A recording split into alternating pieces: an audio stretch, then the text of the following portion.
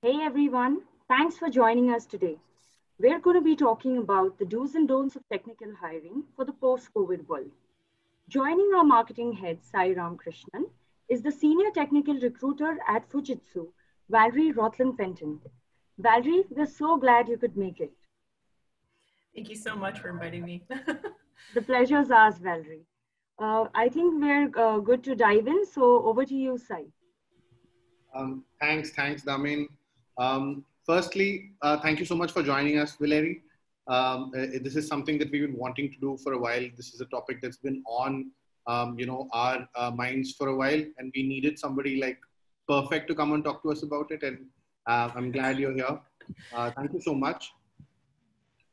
Well, thank you so much. Perfect, I think, is a very generous compliment, but thank you so much for inviting me. It's been a great experience.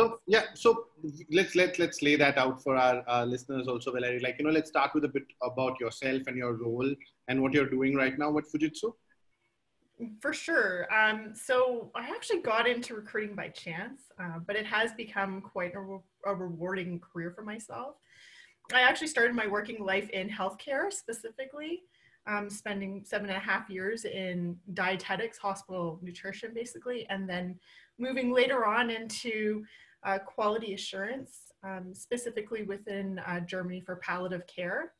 When I came back to Canada, when I made that decision, I really had a hard time because the systems were so different to find something that was within that career path. But, through various networking opportunities, I, had an opportunity to, enter into recruiting, and then was, introduced to Fujitsu, and it's just been very rewarding ever since. So my role actually specifically with Fujitsu is a senior technical recruiter. I basically focus on recruitment in like an array of technologies, or functional roles. I've hired basically entry-level developers straight up to practice leaders. And I've done that in both the US and Canada. On a personal note, I have a wonderful family and an amazing 2.5-year-old who just brings so much to my life. Awesome. Also, Valerie, because you've worked in healthcare, this is, with what's going on in the world now, you have like a very, very, how do I put it? There's nothing good about what's going on in the world, but you do have a vantage point. From which to look at both of these segments, right? Yeah, I actually worked in a hospital that had SARS patients during, the SARS epidemic that transpired. It was very interesting. It's definitely a different way of operating, and it was very challenging at the time. Thankfully, it never, became what, COVID is today. But, our timing, with all the tools that we have is much better. We're better prepared for something like that now. Definitely. And before we dive into the future, let's stop and take a look at the past, right? When the outbreak was just beginning, we were all cautious, right? Firms they had not really taken any major steps. The sudden onset of the crisis had most of us jumping into, contingency plans, what do we do now and stuff like that. What were some of the immediate impacts on hiring, do you think, and the big changes for recruiters like yourself? Yeah, I go back to this being really uncharted territory for, both employers and employees. It's very challenging times. When the virus really took hold, not only were we just dealt a lot of uncertainty, but we were also thrown into these various roles, teachers or, caregivers to senior family members or to little ones, and then others that, maybe didn't have to deal with that were then socially isolated.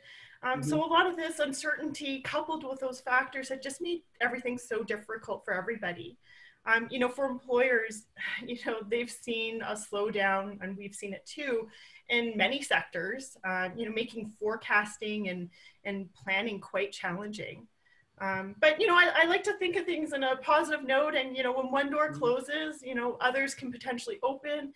For Fujitsu, we were very fortunate. Yes, we certainly saw a decrease in activity in some areas, but we have seen an increase in, areas that we weren't necessarily involved in before, like call centers or, benefit distribution for like unemployment insurance and stuff. So that's just been really rewarding. And then it's also offered us an opportunity to, reinvent our clients' businesses to something that's better suited for today's environment, for sure. Yeah, oh yeah, absolutely.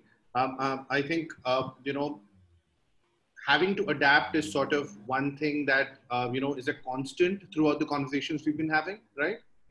Yeah. I mean, we've always had to adapt. Things change all the time, but, this has certainly been very different and, very much unprecedented for many, and to be this extreme. Right. And, this is just a slide that we put up to, sort of showcase what's been happening throughout, the number of hirings and, layoffs throughout the industries. And this is related to a question I wanted to ask you, Valerie. Like, what was sort of your best practices in terms of Fujitsu to have this going? Because there were, at least in like industries that could not immediately transition to a work from home environment, there were a lot more layoffs, a lot more people in between stuff. But Fujitsu, being the large organization, has both of these, right? How did you sort of figure this out? Well, I can take it from an internal perspective. I think for us, one of our biggest, practice that we implemented for the smooth transition was really having a strong communication plan in place. We've benefited, like you said, we're larger, so we have, very strong business continuity plan and the infrastructure to support remote working. But, we've also, what has made, our success is certainly been the active communication, happening within all levels of our company, management and leadership. They're all, frequently checking in, be it with calls or surveys or, even just large mail out updates, of any changes or updates in terms of, actual process to do our jobs. And then from internally, a lot of us, have actually gone remote. So we're able to, share that knowledge as well. Correct. Yeah, fair enough. Did that also mean a lot more like written communication, documentation, perhaps? No, I want to say a lot of it's been more informal. I mean, beyond a survey or, like I said, there have been mail outs through email, just saying this is what's happening.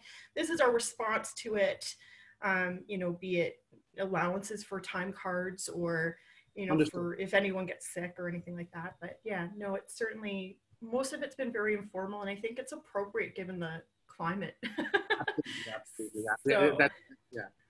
That's apt, I guess. All right. So, hopping back to what's, happening now, what are some immediate steps like you think firms should be taking right now? Because, we're talking about organizations that are not as well organized and with access to as much resources as Fujitsu does, right? So what are some immediate steps we should be taking as firms and, to better the recruitment strategies? That's one. And also improving hiring ROI, because we don't, recruiters are also at risk here, right? You have companies perhaps not hiring, and what does a recruiter have to do? Like, how do you make sure that, the ROI is also maintained by the recruiter who has to get perhaps an executive role that's really important at this time? Yeah, I do want to say, there was certainly a time before COVID and this pandemic, and there will certainly be a time after. And I mean, there's a lot of talks about vaccines and stuff. None of that is really guaranteed and probably won't be for, some time. Unpredictable to say what it would be. But, personally, for both, my peers in recruitment or, even employers, I think of investing. And I mean that in two parts. So from a recruiter standpoint, I'm talking about investing in your social capital and goodwill initiatives within the job seeker community. People do really remember when you take the time to answer their email, and they've invested the time to reach out to you. And you never know what's going to happen. This industry is so unpredictable. You may not have something today, but you'll certainly potentially have something in the future. So you don't want to burn that bridge.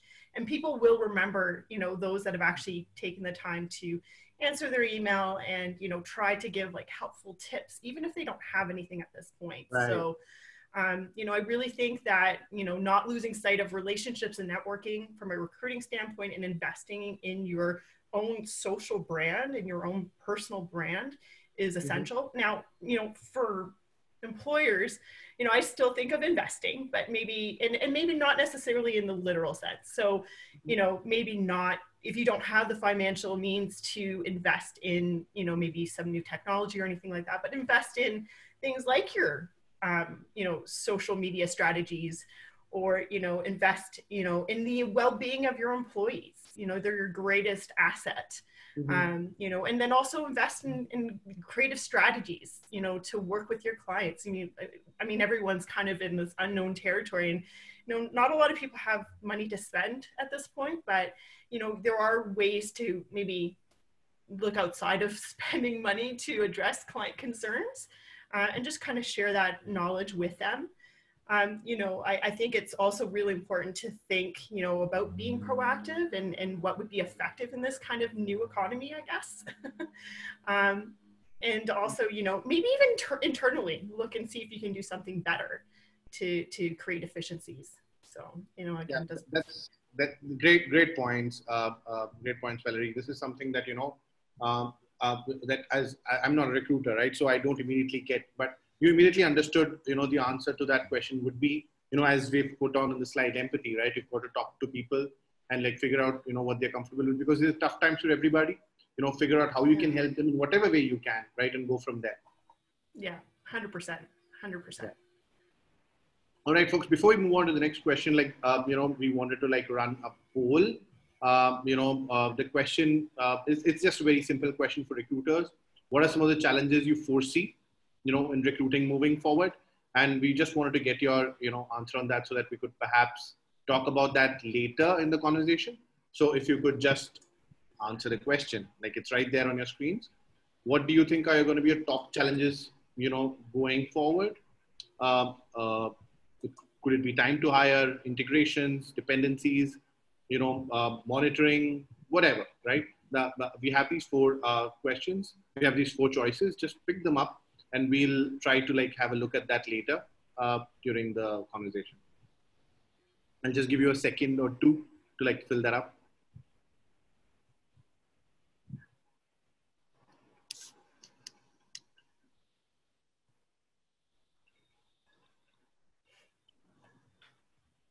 Thanks, folks. You know, I let that go on, Valerie. But so here's one question that we've been wrestling with, you know, as an organization as well, because we do, you know, work with a lot of like campuses, right? So we've been thinking about what changes, like, do you foresee within like university recruiting and like large scale recruiting things? Because I remember like back here in India, when I was, you know, being recruited, I was a tougher at like technical stuff. So I wasn't recruited. I was just thrown out of the room. And I had to go get an MBA later because I really wasn't that good at technical stuff. But I remember the experience like vividly, right? It's a huge thing. You go on and you have to prove yourself it's quite a harrowing process, especially at a time like this, right? At that time when I was, you know, finishing up, that's 10 years ago, there were jobs dime a dozen. Like I could walk into like every third company and that'd be jobs, right, waiting for me. That's not happening right now. So what changes do you foresee within these, and what should, like, you know, as you know, both sides, like one is of course people are going to be assessed, and what as people who are assessing, what should we be like, you know, thinking about? So are you talking about assessment, or just to clarify, just yeah, about the assessment? Correct. And in terms of mass recruiting, and okay. Okay, just wanted to clarify. You know, I think it's going to be more about, you know, using virtual tools, definitely. So I think, you know, the challenge is going to be, first of all, drawing those people and getting their attention. So you're probably going to have to, again, go back to social media, use social media as your tool to be your communication driver and to engage people. But then you're going to, you know, potentially, because there aren't a lot of opportunities at the moment, have a lot of people apply. And so then internally it becomes a daunting task of, you know, how do you assess all these people and how do you do that? So, you know, I mean, we're very fortunate we work with you and certainly use, and your tools certainly have the capability to do that. So internally we have, you know, the opportunity to do a pre-recorded question, like pre-screen interview option. So we can do that through your tool. And then if we need to do, for instance, mass assessments for technical skills, you know, we can, for instance, use your tools again and have, you know, candidates that, you know, on a high level we think fit the role, but we need to assess their skills. We can do these assessments using that tool, for instance. And so that not only saves time internally for us, but it does create a bit more of an efficient process for the candidate themselves. And it also kind of eliminates subjectivity or, you know, any other forms of bias. It really becomes about the skill. Understood, Valerie. And, you know, run through, like, I would love for you to run through your tips, because virtual interviews are their own sort of challenge as well, right? So what, like, I would love to like hear your personal tips or something that you use as sort of frameworks when you're interviewing people. So, I mean, I go back to having a really strong pre-screen. So internally, I'll when I reach out to candidates, and I mean, it might vary depending on the, if it's a mass recruiting drive, you may want to go back to the latter type of strategy. But internally, I have a really strong pre-screen, and then I'll use virtual tools, and especially right now in today's society, you know, where I'm able to kind of assess a person's you know, facial cues or, you know, verbal inflection, etiquette, punctuality, which is still very relevant. And then of course, how a person answers the question, you know, themselves. But, you know, I mean, also going back to realizing today's situation, you know, there has to be some consideration. If there's, like, just recently I had someone doing their lawn, mowing their lawn. So, you know, there will be perhaps some, you know, distractions that wouldn't normally be what you would deal with, but, you know, it's there, but, you know, and a little bit of consideration for that as well. I hope that answers your question. I'm not 100% certain. Yeah, that does. Okay. What's interesting to me also is that, you know, and correct me if I'm wrong, Valerie, it also suggests that, you know, recruiters with a little bit of more experience are better, at least equipped for this kind of an environment, because, you know, perhaps recruiters who are younger, who are just walking into roles, will find it a little bit more challenging. Is that true? I certainly do think that, you know, because also, you know, in a normal environment, especially when I just reflect upon my own experience earlier, even before joining Fujitsu, I had the benefit of kind of being mentored underneath some more senior recruiters and learning from them and their skills, and doing that in person is a lot easier than doing it virtually. So yeah, I think I'd hate to say this, but I will admit it, you know, having a bit more experience is really helpful in today's market for sure. Yeah, awesome. Okay, so here's another question that we've been like getting from our people, right? You know, because we ran it through our you know, customers as well. And, you know, one of the things they were asking was, what are your top tips for ensuring a quality talent pipeline post the pandemic? Because, you know, this is now and we're getting like a lot of like talent, right? But what are some like tips for post this, right? And are there any sort of innovative recruitment methods HR teams can champion and you know, get equipped with right now, so that they can attract talent for the work from anywhere workforce that's going to come right after, right? Because, you know, you could be, you could be sitting in Canada and you could be, you know, recruiting people from all across, because now the location, you know, thing is over, right? You know, you could be talking to culturally different people, like for example, somebody from South India, like who cannot speak English properly, but is very good at Java, for example, the stuff that you're recruiting for. How do you sort of navigate that, you know, conundrum? Yeah, no, it's a great question. And I think it's something that we're all thinking about, because again, there's going to be an after to all this. And, this is just a period that we're kind of all trying to maneuver through.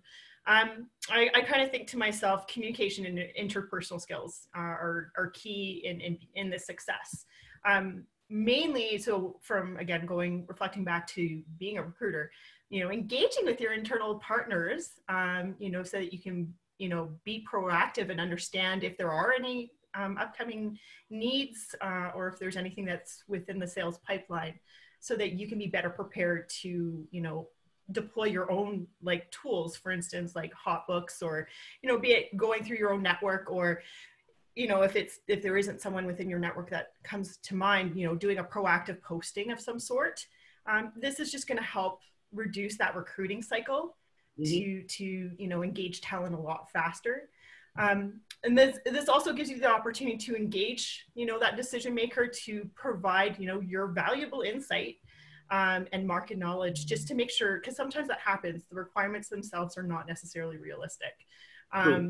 So, and then again, going back from a recruiter's perspective, being proactive and engaging your network, and, providing your strong brand through your social media channels, or, using tools or unique tools to engage.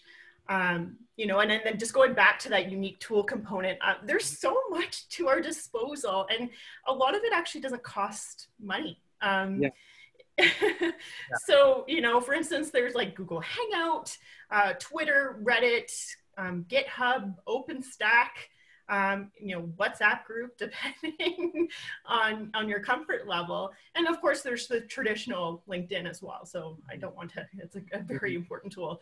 But you can use these tools to kind of find talent that won't necessarily be on LinkedIn. And then if you do find someone, but you don't have access to their contact information right away, then you can use like Chrome extensions to dig that information up potentially. Now, one thing to note, especially like communities like Reddit and so forth, they do really require you to invest your time to build your brand within the community, or your reputation, I should say. And then there, with some of these Chrome extensions or these tools, they also do data capture. So these are things to keep in mind, if that's within your comfort level or not, or maybe you have some internal policy that doesn't allow for something like that. But yeah, so really important things to keep in mind. And I think, going back to this whole remote, not every position can be remote because of, be it legality or government clearances or whatever. But if it is an opportunity that is likely to stay remote, then say that. Put it into the message, put it into the communication. If you're using Twitter, then put it into a hashtag. Whatever the appropriate vehicle is, put it in there. That's a great tip. Yeah. Thanks, Valerie. I think that's a great answer. To what you said was a great question. I'll just plug myself in there a bit. But yeah. So here's like sort of a corollary to that same question. You said the technology matters, right? And you also said that like some organizations like to keep the technology close to them, right? But and that's understandable, right? For large organizations with like IPs and stuff. But what are your expectations from recruitment technology going forward, right? Do you see at any point like this kind of technology like completely overshadowing like large recruitment teams, or do you think there's going to be a lot more cohesion? Like we're talking like future perfect here, but more cohesion and more of a sort of a holistic experience where both technology and like human talent sort of goes together. How have you thought about it? Yeah. Technology is definitely a disruptor in like every field, but certainly in recruitment, and definitely more so,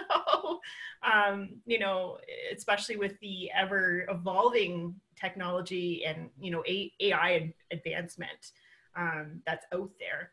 Do I think it's going to replace, every recruiting position out there? No. There's a lot of advantages that AI has, but they don't quite have the capacity to, really effectively gauge emotion or the non-literal. So I do think there will always be, well, not always, I shouldn't say that, but I do think that there is certainly going to be in the immediate future, for a little bit of time, a need for a recruiter, because we have that capacity to evaluate that. But do I think it's a disruptor? 100%. It is certainly changing how we're doing things internally. I mean, even in the last year, since, introducing different tools, but I want to go back to what you were saying about it kind of being a complement to the role. It certainly is. So, it not only is it creating a lot of efficiencies, for instance, for like all that mass hiring that we were just talking about, but I don't have the skill base or the capabilities of every technology, but I can use, again, going back to your assessment tool, I can use your tool and use your question base to evaluate that skill.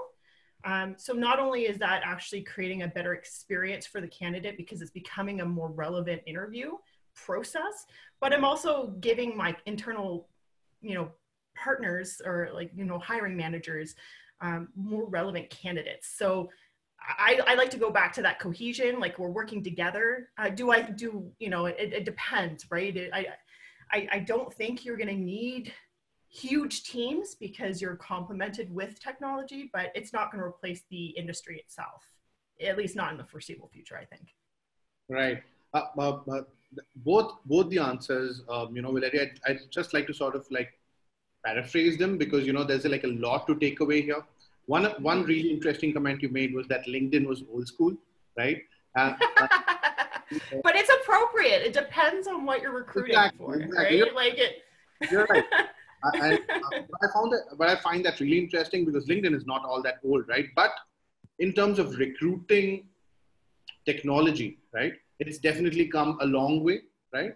But as what you said, like recruiters should look beyond that. That's what I'm hearing from you, right? Recruiters should look beyond that to like things like Twitter, things like WhatsApp groups, things like communities where people are, Reddit, GitHub, Stack Overflow, all these places where people are hanging out. Tech people are a different bunch. They don't hang out at your local coffee shop. This is where they're hanging out, comparing notes and writing code. So you better be there to sort of like tell them that this is what's happening. Hey, there's a cool opportunity here. We think you should apply, right? So that's one part of it. The other part that you said was also that technology has to sort of complement it. And if at one point of time, like from an answer that you gave before, there was a point of time when we would not have been ready as recruiters and recruiting, people for something like this. But right now you are, right? Because this technology exists, right? 100%. Yes. Yeah. Yeah. So two great points, and I just try to put them together so that people don't miss out. I think those are like two really great takeaways. And here's another question, Valerie. How will the success of these of tactics be measured in sort of the post-COVID world, right? Like I'm a marketer, right, and I'm measured by a certain criteria. Like here's like I had a conversation with my boss today, my CEO. And he was like, "This is what's happening. This is the number I want. You're not there yet," right? A conversation that I have to have week on week, month on month, sometimes, right? So what does that mean for recruiters in a post-COVID world? Like, how are you guys going to measure, success, and what does success look like, right? Yeah, I'll just kind of, for my peers, I think specifically what would really distinguish success for us in the realm that we're within is speed and less reactionary recruitment.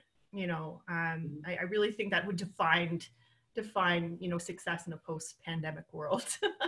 And that really comes back to understanding your market that you're recruiting for, going back to that social media strategy for both yourself and your organization, and creating that strong brand presence, and then of course, back to the communication component of working internally with your teams and creating that, that bond that you can reach out and they'll give you what you need so that you can be more effective for them. So yeah, I those 3 points really feed into, those what I would consider, success, measurables. Mm-hmm. So here's, I want to connect this question to the poll that we just took, and by far the biggest answer to that was like, the question we asked was like, what are some of the challenges that recruiters foresee as in recruiting, especially moving forward, and especially in this time? And almost everybody, the top answer was time for hire, right? And Yes. exactly what you're saying as well. So Valerie, just spend some more time on it, in the sense that how do you, younger recruiters and people who are getting into the industry at this particular time, right? And everybody comes up to them with, hey, I need this position filled so fast, right? I want like 10 of them, I want like 10 engineers and I want them here tomorrow, right? And that happens all the time. Yeah. You know this, right? I'm not the expert here. You are. You know this really, really well. How do you think they should handle it? Like both in terms of like getting the job done, and also, as you said, in terms of communicating back upwards that, these are unrealistic, especially at these times. And how are you going to like, say that? How do you communicate that? Yeah, that's a tough one for sure. I think it all starts with really evaluating the requirement itself. I know a lot of my peers often get these really crazy requirements that just, sometimes, especially with companies trying to save money right now, they'll try to create 3 positions into one, not really realistic, or maybe their expectations, they'll try to price it down. So they'll say a more junior resource, but they actually want someone far more senior. So I think really starting off with a firm requirement to begin with and really understanding that is critical. And then of course, it also depends, the actual sourcing really depends on, what the requirement is. So if it is something more, functional in nature, then I hate to say it, LinkedIn is very relevant and probably going to be your best source for that kind of a hire. If it's something more technical or niche or something very unique, then you're going to be investing a lot of time. So you might need to communicate that immediately with the hiring manager, saying like, well, these guys don't generally use LinkedIn, so I'm not going to be able to access them. Or maybe they're not on, job boards, for instance, if that's a tool that you're using or whatever. I'm going to actually have to headhunt. So this is going to, you're going to have to set really realistic expectations from the beginning. And then of course, use the vehicle that you're using that's most appropriate. So be it a job board, be it LinkedIn, or be it, an alternative method through like these communities like Reddit or GitHub or, Stack Overflow or whatever. So, that's kind of where my headspace would be if someone came to that, with that kind of requirement and needed me to source, 10 right away. So setting realistic expectations for sure. Mm-hmm. Right. And especially, this is, especially with what's the norm on LinkedIn these days, like the amount of like nonsense that is, I know.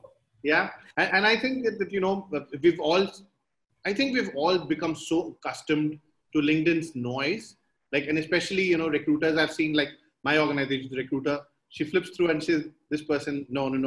And she's able to figure out the signal immediately. She filters out the signal from the noise. And I think like we are all like now adept at it, but recruiters especially so, I guess. Yeah, there's a lot of interesting stuff out there, that's for sure. Yeah, but that's a really good way to put it, Valerie.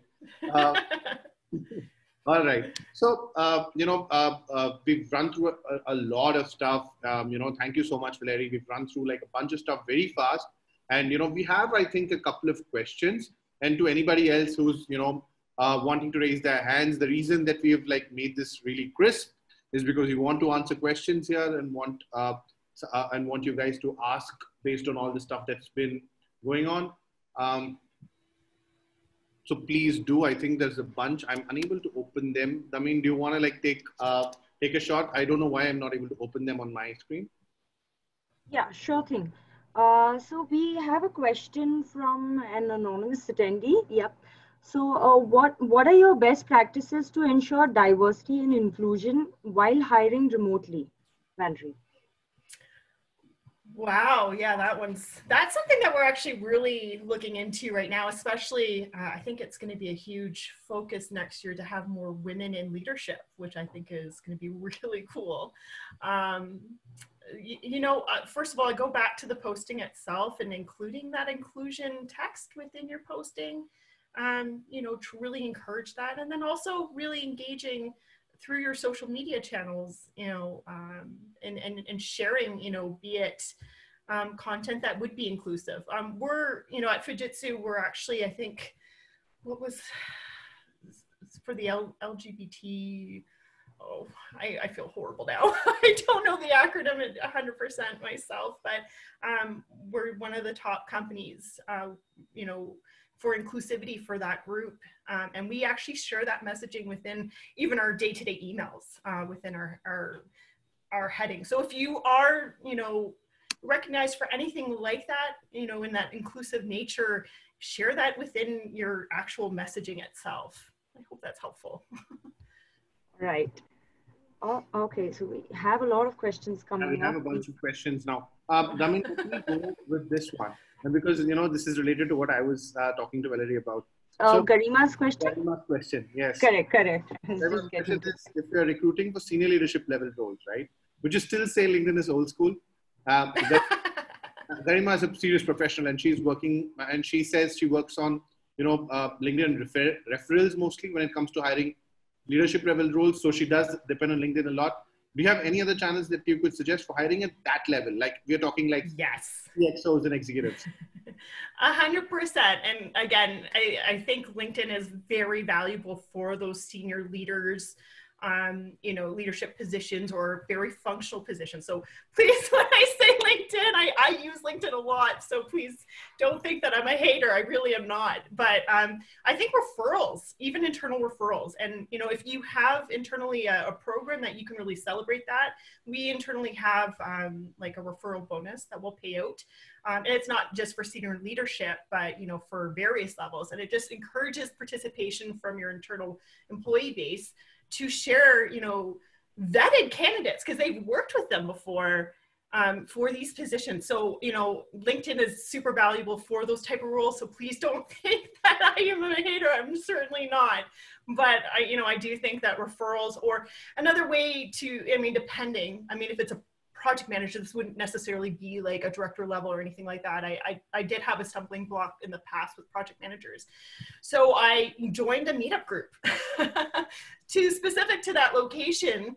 And I kind of did it virtually. And I worked with, the moderator for that group to help promote my roles as well. Or if there's any sort of designation that's associated with that senior level position, then try to reach out to that body to see if there's any opportunity to advertise to that group or people that have those designations. So it's not just LinkedIn, but LinkedIn is very valuable. But I would say personally, referrals are also huge for us internally.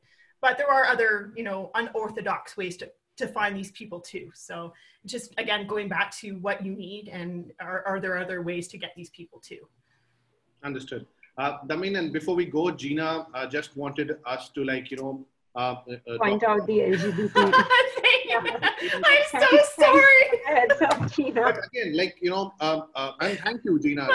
I'm sure Valerie also appreciates the seriousness of this, right? And 100%. I feel horrible right now. At this point of time, we have to be aware of this. As yes. Valerie said, she's been working for this, and I absolutely see why she would be, right. She's been working to make sure that diversity is encouraged and prime and center in her organization. And it certainly is with us, this is a little bit of a segue, but even in India, we are waking up to a lot of this, and we are making sure that there isn't discrimination based on this, and we are giving equal opportunities to everybody, irrespective of gender or what they identify with. So thank you, Gina. We appreciate that you put that up for us. Again, I'm so sorry. It just was completely slipping my mind. But yes, I apologize for that. I don't think it was meant as any sort of any sort of put down, Valerie. It's just that I think she just wanted to clear that out for us. Thank you. Damin, you want to go on to the question? There's like a bunch of them, yeah? Yeah. So another question that we have from Maria, she wants to know how do technical recruiters, how do they engage with external recruiters and their own teams? Is it mostly on the roles you are finding too niche and therefore time consuming? So at what point should they? How do they manage this engagement and how do they go about that? Especially external Yeah. recruiters. Yeah. Recruiters who are managing between teams to engage with their internal as well as external teams. So are we talking from a staffing perspective? Like Recruiters that are, I'm sorry, just want to clarify just so that I understand the question. The question was that, how do you engage with external staffing agencies that you also work with? I think that was the primary gist of the question. Yeah. Okay. So what she would want to know over here would be, is it mostly the roles that you find too niche? Is it, time consuming? So external recruiters probably for niche roles that you are looking for to fulfill. Okay. I think I understood 2 questions for that. So please let me know if I missed any of it, but I'll try my best here. So, in Fujitsu, we presently have an MSP in place. So a managed service provider arrangement that kind of oversees our, agency relationships. It wasn't always that. I remember when I first joined Fujitsu, I would have direct contact with agencies, and they were always vetted, and it was, management was always, centralized. So it wasn't something that I necessarily managed. But, I had my direct contact with them. That since changed predominantly for liability reasons, just because if something goes wrong, then the MSP then takes responsibility legally for the issues. So that's kind of how our communication is right now with agencies. So I personally don't really have a lot of direct contact. But generally our stuff that goes to agencies, it's not necessarily things that are niche. It's generally based off of, what's the longevity of the engagement or the assignment. We're a consulting company. So, a lot of our work is project-based work, and that doesn't always last forever. So the thought is when we bring someone in an employee capacity, it's, we need to be able to put them somewhere else if that engagement then comes to an end. And if you're dealing with something that's super niche on a short-term basis, it's not necessarily financially viable for us to kind of keep resources like that. So then we'll reach out to our agency partners and we'll have them, source these kind of positions. But, often I do see a lot of really niche stuff in my position, but then it generally has longevity to the position itself. So it's not someone that would not necessarily be, for lack of a better way of putting it, billable, after 6 months or something like that. So does that answer the question? I'm hoping it does. Got it. I hope that answers the question, Maria. If not, we would love to have another follow-up question on that. And you can reach out to us as well. The email's over there. We'll definitely get you answers. Yeah. Okay. Another question that we have from the audience is that we've seen, with the pandemic, we've seen organizations choosing to hire on a contractual basis rather than full-time employees. So where do you see this trend heading? Do you see it, to stay for a longer period, or what are your thoughts? I go back to like the last answer that I had. It's, depending. So it also depends on the environment that you're within. So I work for a consulting company. It's project-based work. So, I would say what I've recently seen has actually been more full-time hiring, but definitely more very senior level positions, because there's longevity to it. I think if it really depends on the engagement on the client, if there's, a length to the assignment, then I think you'll still be leaning towards full-time hiring. But, if it's something like a short-term project, then you'll again go back to the contracting realm. But I can see where, a person would think that, that's just specific for Fujitsu. But I can see why, companies wouldn't want to assume the liability at this point, and where a lot of companies are leaning towards a contingent workforce, you just don't have to worry so much about some of the payouts and things that can ensue in case the business goes south. So I can see both sides. For us internally, has not necessarily translated to that, but I could certainly see where that would come from. So yeah. All right.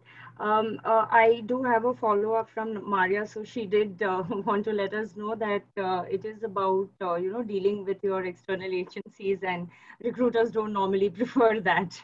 I actually really, in a past before this MSP, I really did enjoy working with the agencies, but I do think that then you start getting this favoritism sometimes, and I can see where it becomes a liability. So our new model really makes a lot of sense too. It gives all the agencies equal opportunity, and it's based off performance. So, that's really, again, the main reason why we moved that way was for liability reasons. But I did enjoy working with agencies. It's just not something that we're doing now for those reasons. All right. Another question from Noman. He wants to know about, false recruitment tactics, like where companies are trying to show that they're project themselves in a better condition than they actually are with, job posts on social media. And he just wants to understand, as recruiters, when you're in such a situation, how do you go about and, ensure that there's a balance and there's no kind of ethical dilemma in such a scenario? Yeah, I can see. Yeah, I get that. I do want to make a clear definition though. Like for us, we do have, pipeline postings because we're expecting work to come down. So that's not necessarily a false advertisement of opportunities. It's just we're trying to be proactive. So I just want to make that clear distinction right away. But you know what I also find, and I have, going back to agencies, have unfortunately had some unfortunate dealings with some agencies where, a lot of their stuff wasn't actually real and they were just collecting resumes. I have to think that over time that strategy doesn't work. And that people, and especially within, my local community, some of the agencies that had done that had developed a reputation. And so people were very much less interested in working with that agency because they had that reputation and they weren't reliable anymore. So, I want to think that market forces come into play here. And if you're constantly, putting out, unreal opportunities and people are just not getting any response back from that, then, it's going to come back to bite you. And you will develop a reputation and you will have less people interested in your opportunities. So, how do you kind of distinguish yourself between the two? Well, you engage, right? You talk to your candidates, you create a clear communication. So for instance, going back, so I do have a pipeline opportunity for a coming bid that is looking very promising. And I had, from my peers, this individual had reached out to find out if his application went through. And I had just directly called him. And I had said, like, here's the situation. And it was very forthcoming, and that his, application was received, and we're, very much keeping him, warm. It's just at this point, it hasn't been officially rewarded. So I can't necessarily, move forward with you because obviously nothing being confirmed. But, I also think that communicating that is also very important, right? That it is, a pipeline and ensuring that, yeah. Okay, so I just wanted to sneak in a prediction question because Damin's going in with all the serious questions. I was just going to get to that next. Deepak's question, right? Yeah. Deepak's question. So, Valerie, how about the job market right now? When do you think it's going to get back to normal? And do you think we'll see some kind of like normalcy in the market, in hiring in 2020? Oh, I don't have a crystal ball. I don't know. And, this virus is it's so unpredictable. I don't know what to say to that. The optimist in me thinks that spring 21 is definitely going to be, you know, when we have hopefully, you know, not a cure, but like a vaccine or something. You know, it's just this virus is just so unpredictable. Do I think 2020 is going to be a bounce back year? I can't honestly say that. I just think that there's just been so much happening and so much, you know, yeah, I can't, but I want to think that 2021 is going to be a huge year. What I've read, and I'm certainly no expert, but you know, in periods where we've had sharp declines like this, you generally have a sharp incline when things bounce back. So it's going to be crazy when things really do pick up, you know, and, but do I think it's going to be 2020? No, I can't say that honestly, just because it looks like the virus is getting too aggressive in certain markets, and it just no. But again, I'm not psychic, so I don't know. Understood. I think we have around 5 more minutes. I mean, here's what here's what I think we should do. Why don't you run the poll of the feedback poll? And we'll run through the if there are, like, I think there are a couple more important questions, and you can run through them with Valerie, so that, you know, the poll also runs along. Sure. All right. So a poll is up, and yes, we have another question from the audience. They would like to know if there are any specific channels that you've seen that are actually, you know, leading to better candidates with a lower cost of hire. Yeah. Again, I think it depends on what you're recruiting for. And I do recall, even with like LinkedIn in particular, one of the agencies that I worked for in the past didn't actually give us premium you know, subscriptions. So I literally had to like connect with every individual in order to engage them. So, I mean, realistically, you can, you know, a lot of the stuff that I mentioned before it's all free.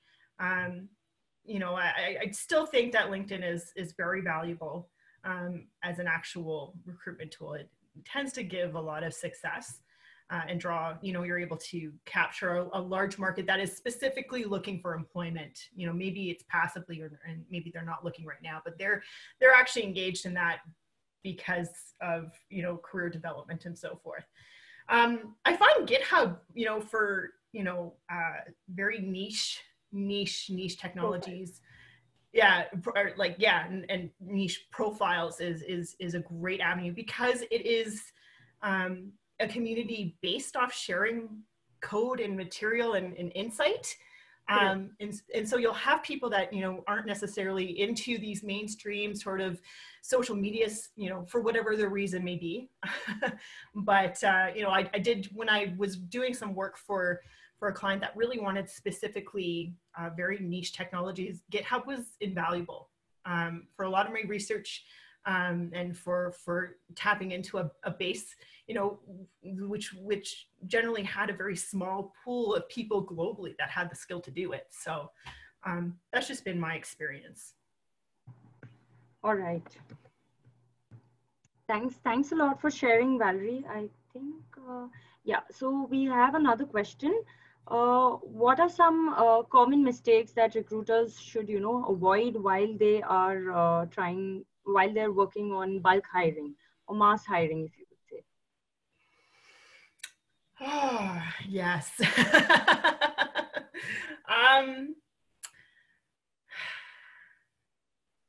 haven't done a lot of bulk hiring. I will have to admit that a lot of my stuff is very specialized, but my experience just for the co-ops that I did hire at one point for our CRM practice, you know, is communication. I go back to communication, letting people know where they stand in the process, and actively, you know, keeping them informed. So, you know, because the last thing that anybody wants is not to know where they stand in things. So I unfortunately, I haven't done a lot of mass recruiting initiatives or any like university hiring. It's been very much more focused. But yeah, again, I go back to communication for the ones that I have done, and just keeping people engaged because it affects your brand and your brand image. Absolutely. There's no arguing with that. Great. So yeah, I think that's all the time that we have today, and it's been a very interesting 1 hour. We've got some amazing questions from our audience, and we've got some amazing responses from you as well. So thanks a lot, Valerie. Thank you so much for having me, guys. No, it was wonderful. our pleasure, absolutely. And I think, judging by the response to, the poll that we put out, more than 85% of you have loved it. I also want to remind everybody that this is on demand. It will be on our website. And even if you just want the, video, we also have a transcript of this coming. So we'll be putting that up on the website, on our blog as well. And we'll send that over to you. You don't have to do anything. It'll land up in your email. And we'll also, if any of you want it, you can request us for the video and we'll have that for you as well. But that will also rest on demand on our website. So any of you, whenever you need it, you can come and have a look at it. So all of this knowledge is available at interviewmocha.com and feel free to come have a look. Anything else, Damin? Do you want to? No, I think we're all good. Just thanks everyone for joining us. So much. This has been this was so much fun, and I think I certainly learned a lot. So I hope that the others did as well. And they are from your they are your kin, so I think they understand this more than I do, and they must have learned a lot from you as well. Awesome. Well, again, thank you very much. It was wonderful. Thank you. Thank you so much, Valerie. Bye.